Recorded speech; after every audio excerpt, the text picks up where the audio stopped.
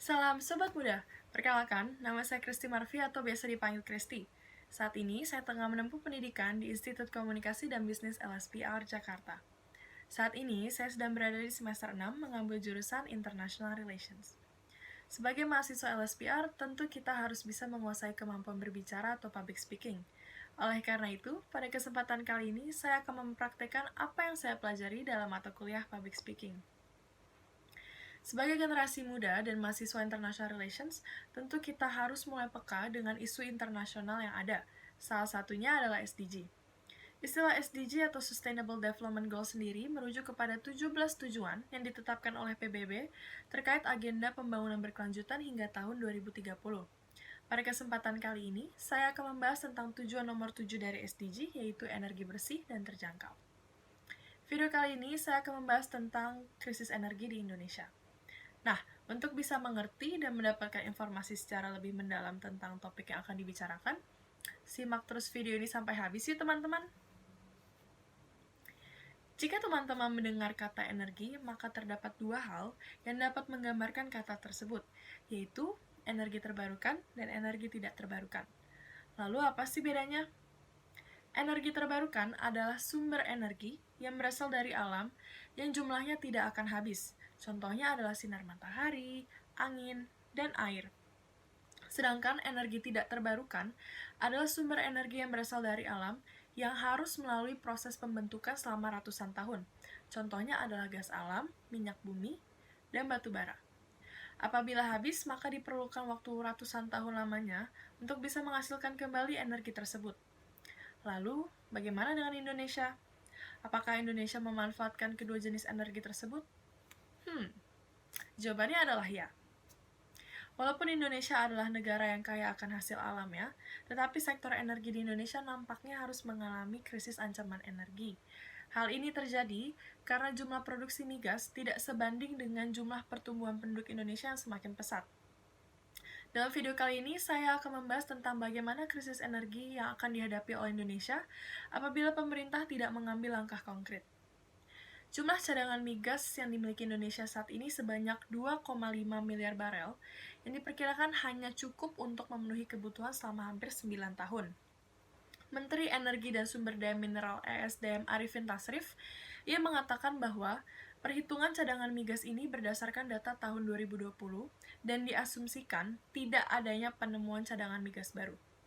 Jika membandingkan jumlah cadangan migas yang dimiliki Indonesia dengan negara Asia Tenggara lainnya seperti Malaysia dan Vietnam, maka kapasitas cadangan milik Indonesia terbilang kecil.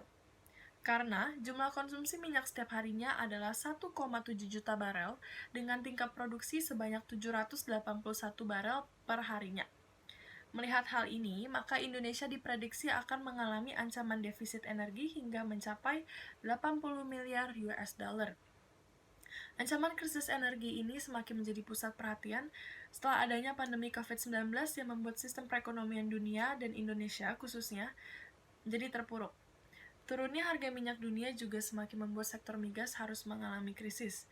Terbukti bahwa menurut Ketua SKK Migas yaitu Dwi Sucipto, ia memaparkan bahwa nilai investasi minyak dunia menurun sebesar 30% dan Indonesia menurun sebesar 20%. Untuk bisa mengatasi ancaman defisit krisis energi, pemerintah Indonesia harus mulai beralih kepada penggunaan energi baru terbarukan atau EBT guna mengurangi tingkat pemakaian energi fosil yang tinggi. Tetapi di satu sisi, munculnya tren energi EBT yang semakin berkembang akan berdampak kepada persaingan harga pasar. Tahun 2045, penggunaan energi baru terbarukan atau EBT diprediksi akan meningkat mencapai 31%. Artinya, angka ketergantungan terhadap migas dan batu bara akan berkurang, sehingga harga minyak akan sulit berada di posisi tinggi untuk bersaing. Di sisi lain, Indonesia juga memiliki target untuk bisa merealisasikan lifting migas. Menurut NKRAPBN 2018, lifting migas adalah volume produksi minyak dan gas bumi yang siap dijual. Data dari SKK Migas pada periode semester 1 tahun 2020 menyatakan bahwa target lifting minyak mencapai 90% dari target APBN. Artinya, produksi minyak mencapai 713,3 ribu barel per harinya, dan untuk gas sebanyak 5,605 juta standar kaki kubik per hari. Sedangkan untuk target tahun 2020 diperkirakan lifting minyak menurun sebanyak 690 sampai 710 ribu barel per hari dan gas sebanyak 990 ribu sampai 1,01 juta barrel oil equivalent. Tetapi pemerintah serius mengupayakan akan target ini tidak menurun. Arifin Tasrif selaku Menteri ESDM menargetkan produksi migas sebesar 1,7 juta barel per hari dengan rincian minyak bumi sebanyak 705 miliar barel per hari dan gas bumi mencapai 1 miliar barel per harinya. SKK Migas sendiri juga berupaya keras untuk meningkatkan angka produksi. Ini salah satunya dengan cara menambah jumlah pengeboran sumur migas untuk meningkatkan kapasitas produksi. Penurunan produksi menjadi salah satu dari beberapa tantangan yang akan dihadapi oleh sektor migas Indonesia. Selain penurunan produksi, penemuan cadangan migas yang baru yang minim dan beberapa tahun terakhir juga menjadi perhatian penting. Eksplorasi energi jangka panjang harus dilakukan untuk bisa mencegah adanya ancaman krisis energi. Tetapi dibutuhkan modal besar untuk bisa mewujudkan eksplorasi dan diversifikasi energi ini. Lalu bagaimana bisa mendapatkan modal dalam jumlah besar? Investasi adalah jawabannya. Apabila pemerintah Indonesia berhasil meningkatkan produksi minyak hingga 1 juta barel, maka akan menarik minat investasi terhadap sektor migas. Diperkirakan nilai investasi akan mencapai angka 70 miliar US dollar. Nilai ini melebihi target investasi pada tahun 2020 yang hanya sebesar 11,6 miliar US dollar. Artinya terdapat peningkatan sebanyak 7 kali lipat dari jumlah target.